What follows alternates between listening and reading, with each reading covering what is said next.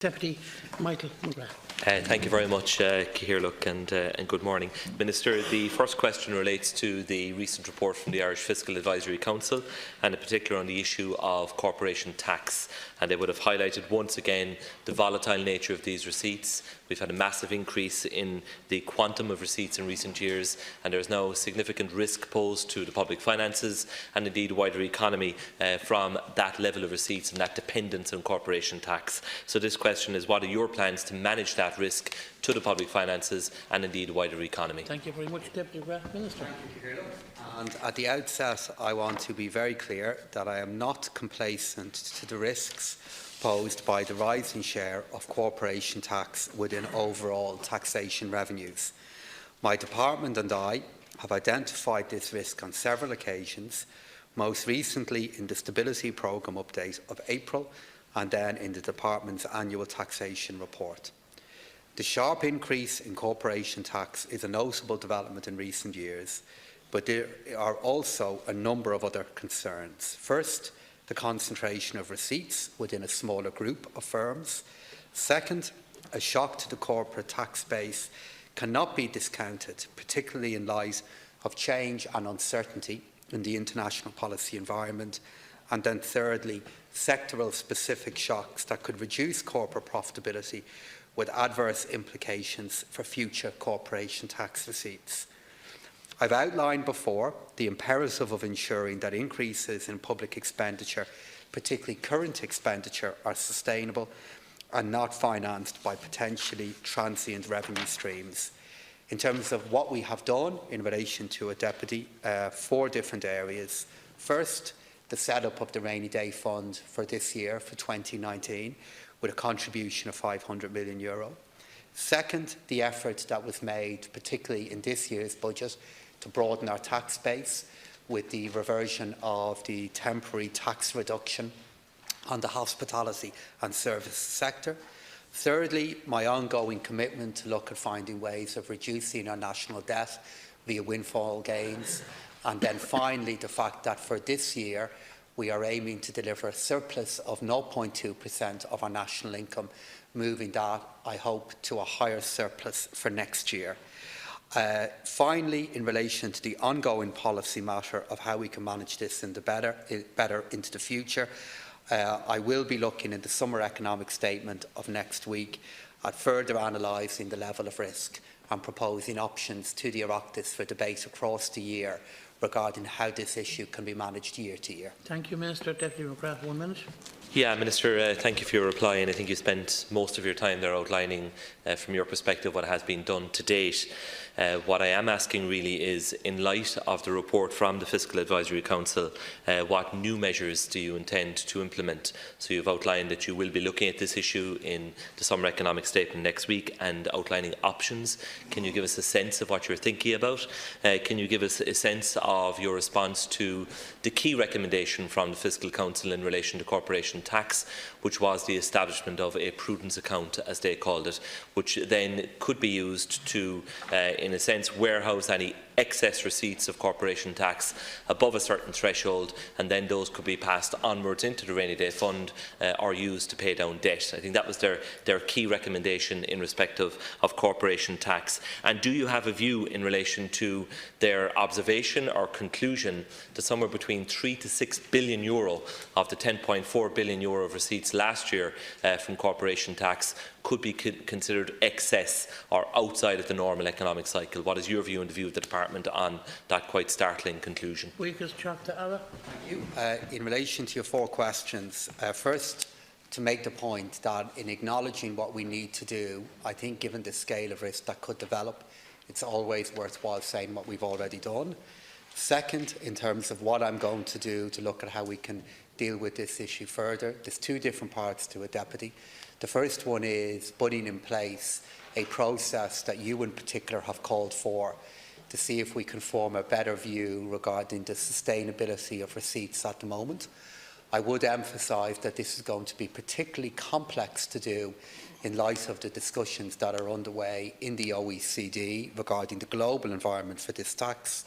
Secondly, what I will be doing is looking at benchmarks for how current expenditure can be better managed in the future outside of the existing fiscal rules that are proposed by the European Union, because I'm of the view that across the coming years we need to have different benchmarks regarding how expenditure is managed. Thirdly, on the so-called prudence account, this is something that I'm examining, but I do have to establish what are the benefits of establishing a new account or a subset of the Rainy Day Fund, given that the intention of the Rainy Day Fund is a location for excess receipts in the first place. Final comment, Deputy McGrath.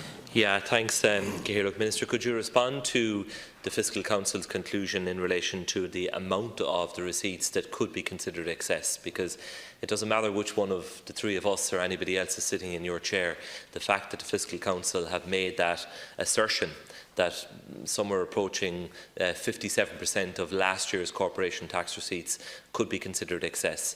And if those receipts were to disappear, then we would have a very large problem and a huge hole in public finances. So what is the early assessment from you as Minister, and indeed from the Department, in relation to that conclusion? Do you think that they are accurate in saying that that quantum of the receipts collected last year cannot be relied upon in essence? I welcome what you're saying in relation to some form of a review into the sustainability of receipts. I think that is a key point, and I have been calling for that.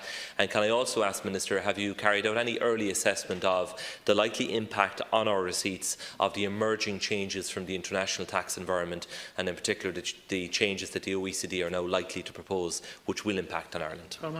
So in relation to the €3 billion to €6 billion point by the Irish Fiscal Advisory Council, this is the whole reason, Deputy, why I want to put in place a new process to form a view in relation to the sustainability of our current receipts.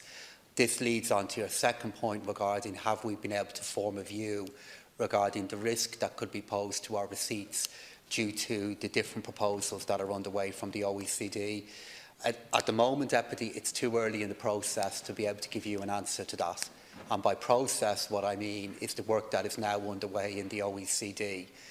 We will be in a better place to form a view on this matter probably by the middle of next year. And the reason why I say that is in the two different pillars that are proposed, one of which is in relation to a minimum effective global tax rate. The second one is in relation to the allocation of taxing rights. Where we stand from a revenue point of view will depend on the detail of those two proposals and if a mixture of both is delivered. And at this point in time, it is too early to be able to give you a view regarding what are the trade-offs between increased tax revenue being generated based on where value is located versus the risk of any taxing rights moving to larger markets. Thank you very much.